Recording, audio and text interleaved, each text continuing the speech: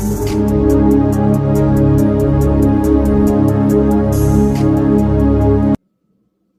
ప్రభువును మన రక్షకుడు అయిన యేసుక్రీస్తు ప్రభువు అతి శ్రేష్టమైన నామమున, అతి ఉన్నతమైన నామమున, అతి కొనియాడదగిన నామమున అందరికీ వందనాలండి.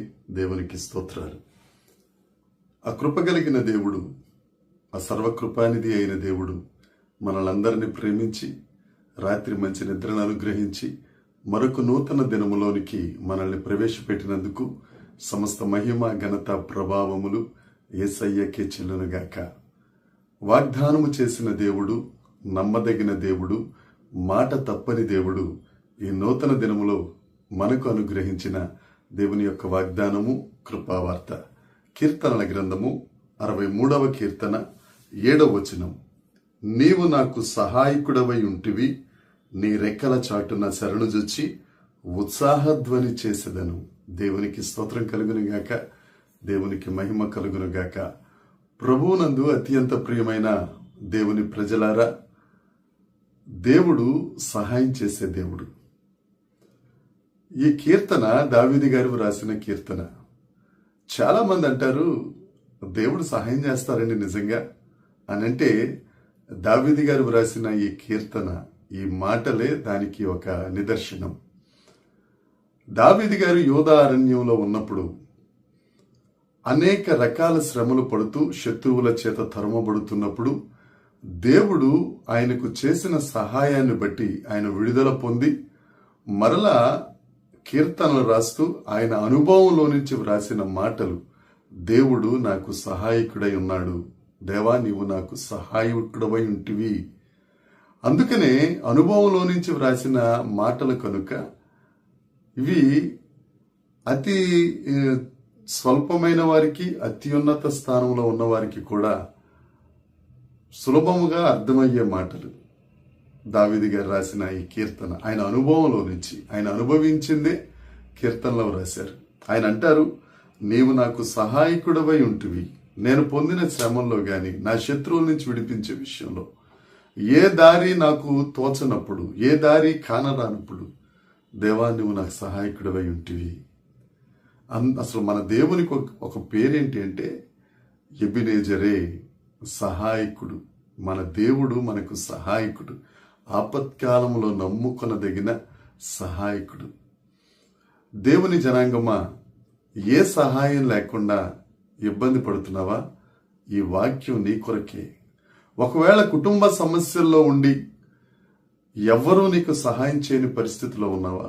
నీ స్నేహితులు సహాయం ఆఖరికి నీకు దక్కకుండా, స్నేహితులు సహితం వారెప్పుడు అంతేనండి, అలా గొడవలు పడతానే ఉంటారు, వారిని ఎవరు మార్చలేరండి అని నీకు సహాయం చేయటానికి నిరాకరించి దూరం అయిపోయారా? నీ వ్యక్తిగత జీవితంలో నీకు సహాయం చేయకుండా, ఒకవేళ నువ్వు అప్పులు పాలైపోయినప్పుడు, ఏం చెయ్యాలో తోచని పరిస్థితులలో ఉన్నప్పుడు ఎవ్వరూ నీ సహాయానికి రావడం లేదా? ఒకవేళ నీ పరిచర్యలో ఏమైనా విపత్కరమైన పరిస్థితులు వచ్చినప్పుడు నీ తోడుగా ఎవరు నిలబడట్లేదా? ఒకవేళ నువ్వు చదువుకుంటున్న చదువులోనే ఏం అర్థం కాని పరిస్థితుల్లో కూడా నీకు సహాయం చేయడానికి ఎవరు లేరా? దేవుడు నీతోనే మాట్లాడుతున్నాడు. దావీదు గారికి సహాయం చేసిన దేవుడు నిశ్చయంగా మనకు కూడా సహాయం చేస్తారు. మనం ఆయనను ఆశ్రయిస్తే, నీవే నాకు దేవుడవు, నీవే నా రక్షకుడవు ప్రభువా, నువ్వు తప్ప వేరొక దిక్కు లేదయ్యా అని ఆయనను ఆశ్రయిస్తే ఆయన మనకు సహాయం చేస్తాడు. ఆపత్కాలంలో నమ్ముకొనదగిన గొప్ప సహాయకుడు ఆయనే. ఎవరు సహాయం చేసినా చేయకపోయినా భూమి ఆకాశములు సృజించిన యెహోవా మనకు సహాయం చేస్తారు. ధైర్యంగా ఉండు, నీ సహాయం చేసే దేవుడు నీ ప్రక్కనే ఉన్నారు. అంతేకాకుండా నీ రెక్కల చాటున శరణుజొచ్చి ఉత్సాహధ్వని చేసేదను. ఏ సహాయం దొరకనప్పుడు దేవుడు సహాయం చేస్తారు? ఆయన రెక్కల చాటుకు శరణుజొచ్చితే, అంటే ఆయన చేతికి నీ బాధ్యత అప్పగించేస్తే నువ్వు ఉత్సాహధ్వని చేస్తావు. పిల్లలు ఏదన్నా కష్టంలో ఉన్నారనుకోండి, తల్లి దగ్గరికో తండ్రి దగ్గరికో వచ్చి నీ శరణు అంటే నా బాధ్యత నీదే అని అన్నప్పుడు పిల్లలను వెనక చాటున దాచి తండ్రి తల్లి ఏ విధంగా ముందుండి ఆ సమస్యను పరిష్కరిస్తారో, తల్లి మరిచినా మరువని దేవుడు, తండ్రి విడిచినా విడువని దేవుడు, తప్పక ఆయన శరణు చూస్తే నిన్ను మాత్రం విడిచిపెట్టే దేవుడు కాదు. నీకు ఉత్సాహధ్వనిస్తాడు. ఇప్పటిదాకా నీకు దుఃఖధ్వని ఉందేమో, దేవుడు నీకు ఉత్సాహధ్వనిస్తాడు. నీవు ఎల్లప్పుడూ ఆయన సన్నిధిలో ఆనంద గానములు చేస్తావు. నీ కన్నీటిని నాట్యముగా మార్చే దేవుడు, నీ దుఃఖమును సంతోషంగా మార్చే దేవుడు ఈ దినాన్న నీతో మాట్లాడుతున్నాడు. ఆయన నీకు సహాయం చేస్తాడు. ఆయన శరణు చొచ్చితే నీ జీవితకాలం అంతా ఉత్సాహధ్వని. నీ దగ్గరకు వచ్చిన వారు సైతం, నీతో మాట్లాడిన వారు సైతం నీలో ఉన్న ప్రభావాన్ని చూసి వారు కూడా ఉత్సాహధ్వని చేసేటట్లుగా దేవుడు ఆశీర్వదిస్తాడు నిన్ను. ఇంకా ఆలస్యం ఎందుకు? ఆ యేసయ్య శరణు చొచ్చుదాం, ఆయన ఆశ్రయంగా చేసుకుందాం, ఆయన నమ్ముకుందాం, ఆయన హత్తుకుందాం. ఆ దేవుడు నిన్ను ఎత్తుకుంటాడు, నీకు సహాయం చేస్తాడు. తప్పక నువ్వు ఉత్సాహధ్వని చేస్తావు. దేవుని మాటలు ఆలకించి ఈ వాగ్దానాన్ని ఈ దినమంతా ఆయన సన్నిధిలో నెమరు వేసుకున్నట్టు నాకు సహాయకుడు ఉన్నాడని ధైర్యం పొంది ఉత్సాహధ్వని చేద్దాం. దేవుడి మాటలు దీవించిన గాక. ప్రార్థన చేసుకుందాం. పరలోకమందున్న మా తండ్రి, పరిశుద్ధుడా, కృప కలిగిన వాడా, నీకు వందనాలు ప్రభువా. నీవు నాకు సహాయకుడవై ఉంటివి.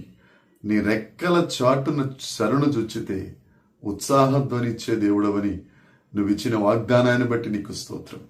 సహాయం లేని వారికి సహాయం చేస్తూ, నీ రెక్కలు శరణు జొచ్చిన వారికి ఉత్సాహధ్వనినిస్తూ ఆదరించే గొప్ప దేవుడా, అనేకులకు ఆశీర్వాదంగా చేసే కారణభూతుడా, స్తుతి నొందదగిన దేవుడా, నీకు స్తోత్రాలు చెల్లిస్తున్నామయ్యా. ఈ వాగ్దానాన్ని స్వతంత్రించుకొచ్చున్నాం. ఈ దినమంతా మీరు మాకు తోడుగా ఉండి, సహాయకుడిగా ఉండి, మా పనులలో, మా పరిపాట్లలో, సమస్త విషయములలో నీ కృపను మాకు సహాయం చేస్తూ మీరు మహిమ పొందుమని యేసుక్రీస్తు నామమున ప్రార్థించి అడిగి వేడుకొనుచున్నాం తండ్రి. ఆమేన్. దేవుని కృప మనందరికీ తోడై ఉండునుగాక. ఆమేన్, ఆమేన్, ఆమేన్.